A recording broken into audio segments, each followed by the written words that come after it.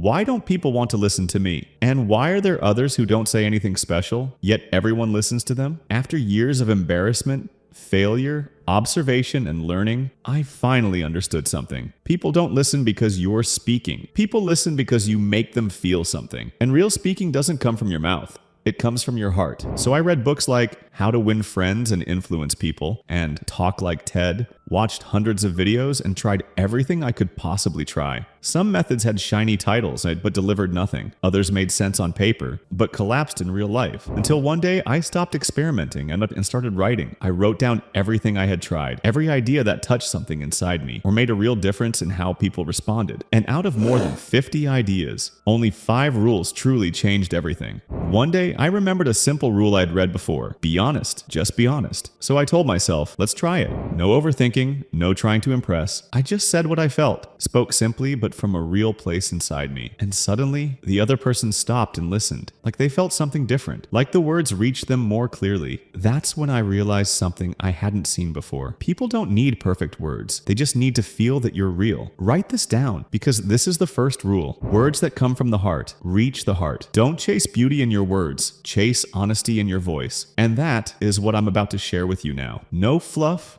no recycled advice, just the things I wish someone had told me from the start. Rule 2. Make them see themselves. The biggest mistake we make when we speak is thinking it's about us, our stories, our experiences, our opinions. But people don't listen because of what happened to you. They listen because they see themselves in what you're saying. So when you speak, ask yourself, am I helping them understand me? Or am I helping them understand themselves? Use your stories as mirrors, not paintings. Speak in a way that makes their memories come alive. Describe feelings, not just facts. Because once they see themselves in your words, they won't just listen, they'll feel. And that is rule number 2.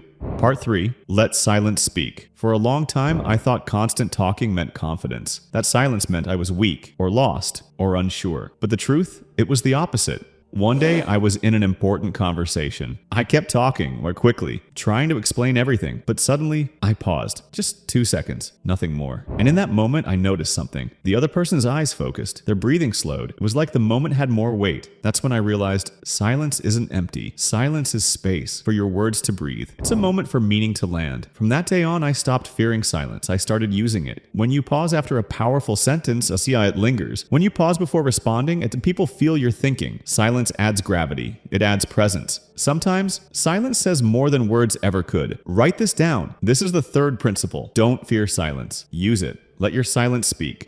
Rule 4. The most powerful rule I've ever learned. Say what others won't. In almost every room, every group, there's always something no one wants to mention. A truth that hangs silently in the air. People smile, nod, and avoid it. But deep down they feel it, and they wish someone would just say it. I discovered that when you're the one who gently puts words to what others feel but can't say, everything changes. People don't just listen, they lean in, they trust you. They remember you, not because you said something shocking, but because you said something true. You don't need to be dramatic, just honest, real, human. When you speak what matters, what everyone's been waiting for someone to say, you give people permission to be real too. And that kind of voice, it's unforgettable. But just when I thought that was the most powerful thing I could ever say, I found one final rule, and it changed everything. Rule 5. Let stillness speak. We often think the loudest voice gets the most attention, that the one who fills the room with words wins. But the truth is quieter than that. The most powerful speaker in the room is often the quietest one, the one who doesn't rush to respond, who pauses before speaking, whose silence feels intentional, not awkward. And here's the secret. People trust those who don't try too hard. Confidence doesn't shout. It sits still. It waits. It speaks only when there's something real to say. If you want people to listen, don't fill the space just to be heard. Let the stillness work for you, because sometimes silence is the loudest thing in the room. Let's keep it simple.